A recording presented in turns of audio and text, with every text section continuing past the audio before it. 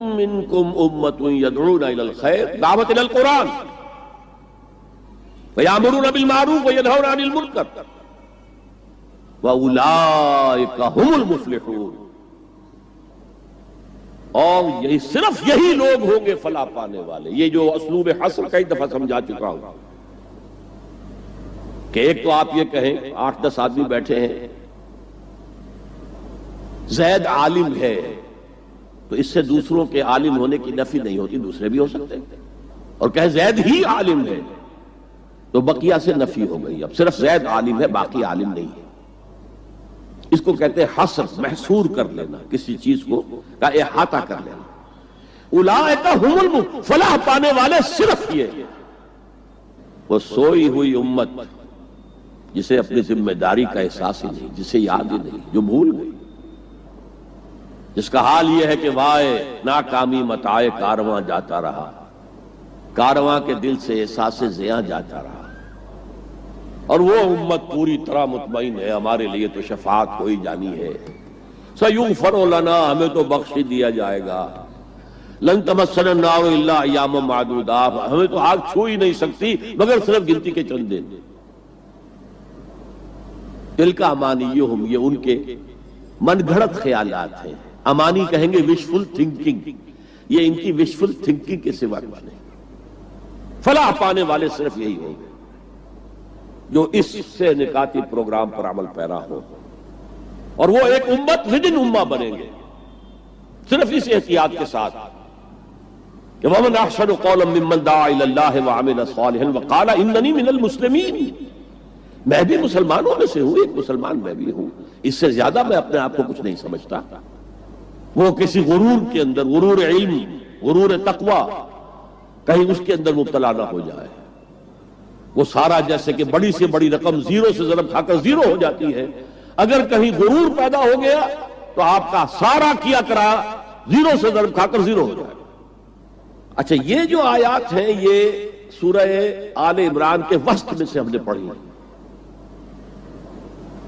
ان کے بالکل ہم پلہ جو آیات سورہ بقرہ میں آتی ہیں وہ کیا ہے؟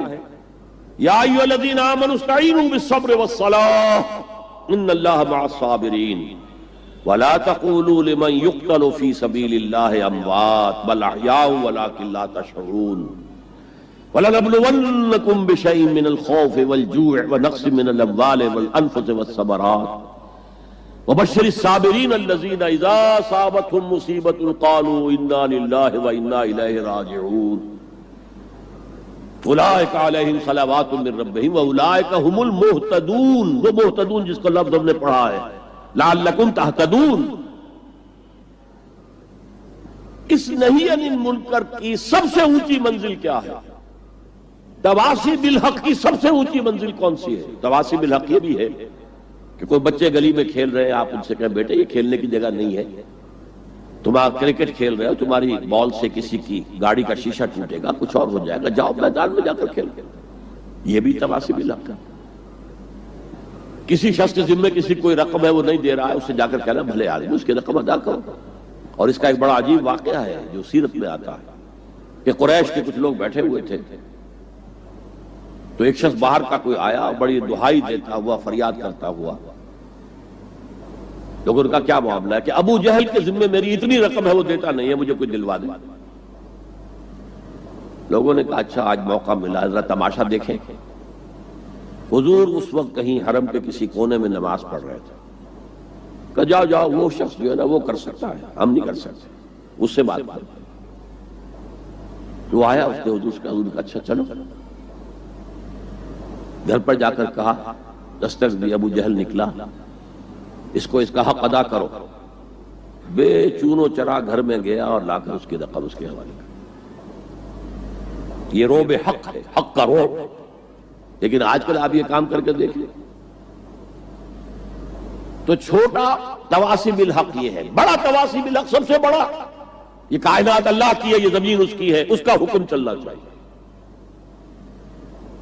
ان الارض للہ ان الحکم الا للہ لا یشرک فی حکمہ احدا، اللہ اپنے حکم کے اختیار میں کسی کو شریک کرنے کو تیار نہیں، نہ کسی فرعون کو، نہ کسی نمرود کو، نہ کسی قوم کو، نہ عوام کو، نہ پوری نوع انسانی کو، کسی کو شریک کرنے کو تیار نہیں۔ اب اس تواصب الحق کے لیے کھڑا ہونا گویا کہ ہر نظام باطل کو چیلنج کرنے کے مترادف ہے۔ اسی طرح میں نے عرض کیا تھا کہ انکر المنکرات، یہ انکر کا لفظ آ گیا تھا نا، ان انکر الاصوات لصوت الحمیر، تمام آوازوں میں سب سے زیادہ ناپسندیدہ آواز، انسان کی طبیعت پر بڑی ناگوار گزرنے والی آواز جو ہے وہ گدھے کی آواز ہے۔ تو انکر المنکرات کیا ہے؟ غیر اللہ کی حکومت انکر المنکرات ہے۔ اس کے خلاف جد و جہد ہاتھ سے کرو، زبان سے کرو، دل سے کرو، کم سے کم یہ ہے، ورنہ ایمان کا کوئی شائبہ موجود نہیں۔ لیس وراء ذالک حبۃ خردل من الایمان۔ اس لیول کے لیے پھر لازمی ضرورت ہے ایک جماعت، ڈسپلنڈ جماعت۔ دیکھیے وہ جو 3 لیول ہم نے پڑھے تھے، پہلے لیول پر کوئی اجتماعیت ضروری نہیں ہے، اپنے نفس کے خلاف آپ خود ہی جنگ کر سکتے ہیں، میں آپ کے نفس سے کشتی نہیں لڑ سکتا، آپ میرے نفس کو زیر نہیں کر سکتے، وہ خالص انفرادی معاملہ ہے۔ اگرچہ کونوا مع الصادقین، اگر کچھ ایسے لوگوں کو ساتھ رہیں گے تو آسانی ہو جائے گی۔ خربوزے کو دیکھ کر خربوزہ رنگ پکڑتا ہے، کبھی کوئی ہمت جواب دینے لگے تو دوسرا ساتھی آپ کو سہارا دیتا ہے، لیکن کوئی جماعت لازم نہیں ہے۔ دوسرے لیول دعوت تبلیغ، اس کے لیے بھی جماعت ضروری نہیں ہے، ادارے، جیسے میں نے پہلے پاکستان میں انجمن خدام القرآن ایک انجمن قائم کی، اس کی ذیلی انجمنیں قائم ہو گئی، کراچی میں ہو گئی، ملتان میں ہو گئی، قرآن اکیڈمی لاہور میں قائم کی، اکیڈمیز کراچی میں، ملتان میں، فیصل آباد میں، جھنگ میں قائم ہوئی، یہ انجمن ہے۔ یہاں آئی آر ایف بہت بڑا کام کر رہی ہے، اور بھی ادارے ہیں جو یہ کام کر رہے ہیں، لیکن تیسرے لیول پر نظام باطل کو جڑ سے اکھیڑ کر نظام حق کو قائم کرنے کے لیے جماعت، اور جماعت بھی معمولی نہیں، منظم جماعت، ڈسپلن